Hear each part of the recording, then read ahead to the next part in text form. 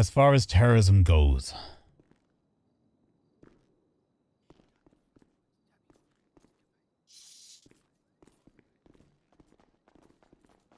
we have had multiple arguments in mitigation and aggravation in regards to sentencing and also the charge itself.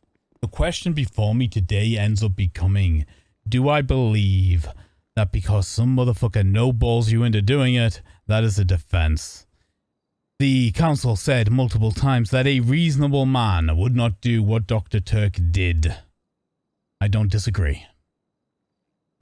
But however, through the testimony of Mr. Min Huan and Dr. Frederick Fraser, it has become apparent that beyond a reasonable doubt that medical neutrality at Viceroy was compromised, that multiple doctors outside of Dr. Turk were held up, intimidated by threats, and stopped from performing their medical duties. We are left with guilty verdicts for Mr. Banks and Mr. Turk in regards to terrorism. We need to then assess sentencing factors, both in mitigation and aggravation. Dr. Turk's actions, if not acting in mitigation as reasonable people don't drag Class 2 firearms to the hospital to settle twatter beefs, may have crossed the line for criminal charges on his own. Harassment, reckless endangerment, all seem to fit with what Dr. Turk did. Yet there are now questions we have to ask. Can you use someone being a twat on Twitter as a mitigation for incitement to violence in its criminal surety that should be pursued separately? Should Dr. Turk also face criminal charges? That's not on me to press those charges. That's not on me to raise a verdict on today. He has not been charged with any crimes.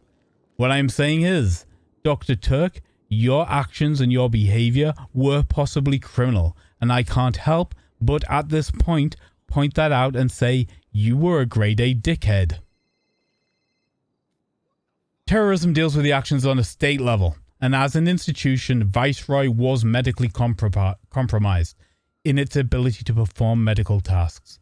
The court cannot ignore the bail violations that the defendants both being on the run pre-trial, but then they also showed up to court, and apart from a small outburst from Mr. Turk, behaved themselves almost impeccably.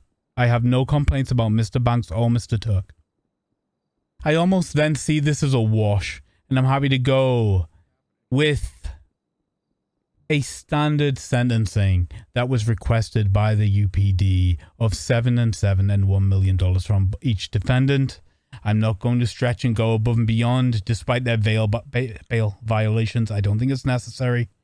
And I also believe the actions of Dr. Turk were problematic, which is why at the end of this court case he is going with the two defendants to Bolingbroke for 100 months. For contempt of court.